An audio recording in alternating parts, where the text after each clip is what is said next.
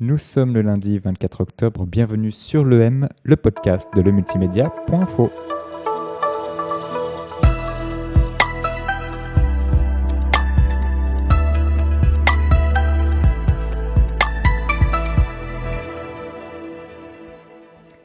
Vous allez en prendre l'habitude, des reportages en pleine immersion dans les événements sportifs et culturels de toute la Suisse et même à l'étranger, avec en complément des entretiens exclusifs avec tous ceux qui font le sport et la culture en Suisse romande et ailleurs. Dimanche avait lieu le Lausanne Marathon, la 29e édition, qui a rassemblé plus de 8000 personnes le long des rives du lac Léman.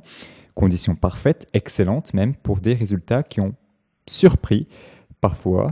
L'épreuve reine sur 42,195 km a été remportée par deux représentants suisses alémaniques, Manuel Hugli chez les hommes et Carla Weber chez les femmes.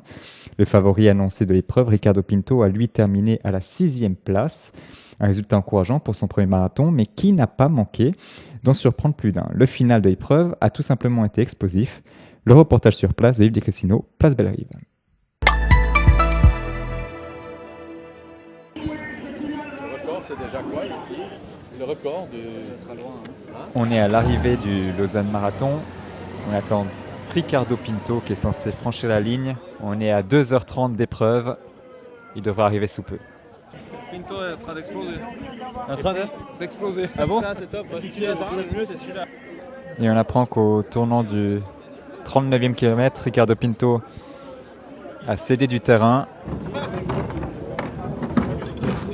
Dans le cadre du marathon, on parle toujours du mur du 30e kilomètre. Apparemment, c'est une épreuve assez compliquée à gérer quand on est un peu novice dans le marathon.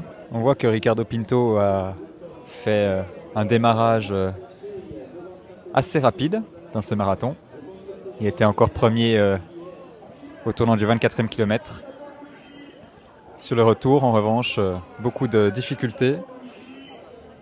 Et probablement un passage très compliqué au mur des 30 km.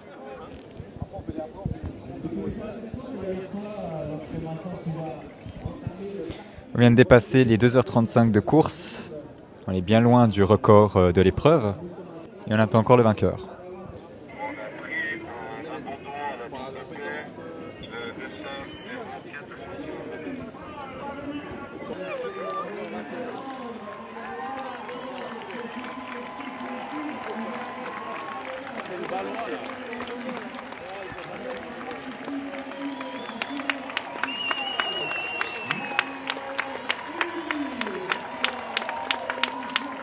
C'est Manuel Hugli qui passe la ligne d'arrivée en 2h37 et 29 centièmes.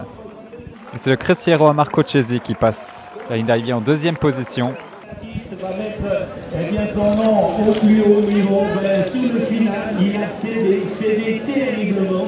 Je rappelle belle victoire de Manuel Hugli devant Marco Chiesi et le podium est complété par un Britannique, Royal Terminal Ritson. Voilà donc cette course qui a connu un épilogue assez dramatique entre guillemets. Rapidement, on n'est peut-être pas le bon terme. Ouais. Je l'ai rattrapé à 2 kills de la fin, je pense, 1 kg et demi. Puis il était vraiment au ralenti, on va dire. Puis je voyais plus le premier, puis j'étais là, de toute façon, je suis à la maison, faut que je pousse. J'ai donné tout ce que j'ai pu, j'avais les amis au bord de la route. Et je me suis dit, on verra coûte que coûte, on court et on attend la ligne d'arrivée.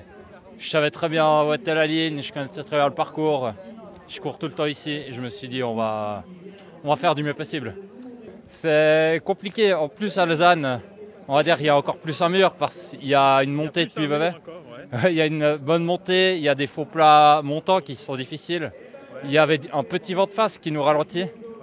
Il suffit de partir trop vite et on se retrouve vraiment avec ce mur-là où on perd de la vitesse. Ricardo Pinto finit finalement 6e en 2h39 et 58. Une épreuve très compliquée, on le voit sur sa tête. Ouais. Si vous pouvez continuer si vous voulez. On court pour rejoindre Ricardo Pinto qui vient de s'éloigner de la ligne d'arrivée. Parce que vous êtes tombé sur le mur là. Oui, tout à fait. On peut dire ça comme ça. Ma course était parfaite jusqu'au 30e. J'étais en, c'est intéressant, excusez-moi. Hein. j'étais en 3,30 de moyenne. Et donc vous étiez bien. Hein. j'étais vraiment bien, je déroulais. Ouais. Comme je suis un coureur de 10 kg et semi, Ah ouais. Et au 34e, je commence à exploser petit à petit. Au 34e kilomètre. Ouais. Et petit à petit, bah, je ralentis, mais je m'accroche. Ouais. Et j'essaie de prendre des ravitaillements, et voilà, j'ai mené la course pendant 40 km. Bon, pour un premier marathon, c'est excellent. C'est votre premier, hein. 2h39, Ça va. avec les bonnes bases, voilà. Ouais. Mais après, voilà, quand j'ai eu 9 au semi et 31 au 10 kg, Ouais. j'avais des ambitions un peu plus grandes. Mais voilà, le marathon, c'est la distance d'humilité. Et marathon reste un marathon. Et On parle le mur de 30, c'est généralement c'est très mental, c'est plutôt mental, c'est physique. Qu'est-ce qui se passe finalement sur un marathon? bah, le souffle était bien, mais physiquement, j'ai commencé à craquer. Peut-être que ma préparation était trop light. Ah ouais. Comme je faisais des 10 kg semi, même si je suis monté à 100 kg la semaine, peut-être que ça n'a pas suffi. J'ai fait 4 sorties longues de 30 kg. Mais peut-être que j'aurais dû faire une sortie de 35 pour. J'ai eu énormément de plaisir jusqu'au 34e. J'ai vraiment déroulé ma course. Ouais. Au 20e, j'avais vraiment beaucoup de plaisir. Mais voilà, un marathon, tu peux être premier avec 5 minutes d'avance et tu peux tout perdre à la fin, ce qui est arrivé. Mais voilà, je reste quand même très content. Vous parlez de votre premier marathon, il me semble que vous avez quand même fait un, mais sans expérience, Oui, sortie du militaire. Oui, à la sortie de l'armée, j'en avais fait un à l'époque, mais bon, je faisais pas de la course à pied encore. J'avais fait 3h20. Là, je crois que j'explose mon record de 40-50 minutes. Alors que j'explose, voilà, j'ai voulu jouer la gagne. Mais c'est un premier véritable marathon avec une vraie préparation, quoi. Ouais. Mais ça n'a pas suffi.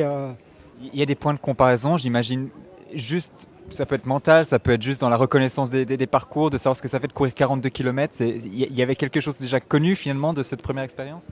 Oui, j'avais adoré et je m'étais promis 10 ans après, en ayant des bonnes bases, en faisant de la piste, des crosses, de la route, revenir sur marathon.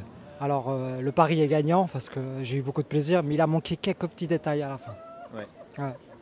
Mais vous êtes plus piste, route, parce qu'on sait qu'on vous présente comme intervenu, mais finalement vous êtes un peu à ce niveau-là flexible, à la fois sur la piste que sur la route. Ouais, voilà, je suis très flexible, peut-être trop, mais je pense que le marathon c'est vraiment ma distance, incontestablement. J'ai eu une 9 au semi, je pense que j'ai un énorme potentiel sur le marathon. Dans le futur, faire 2,25, 2,20, c'est possible avec du travail. On voit que beaucoup de Suisses se lancent dans le marathon, avec Fabian Schlumpf, avec beaucoup de personnes qui n'ont jamais fait le marathon, mais qui, à leur premier marathon, font quand même des très bons résultats. Vous espériez ça finalement, essayer de dépasser vos limites sur l'épreuve que vous considérez être comme celle qui est faite pour vous? Oui, tout à fait, avec des bonnes bases.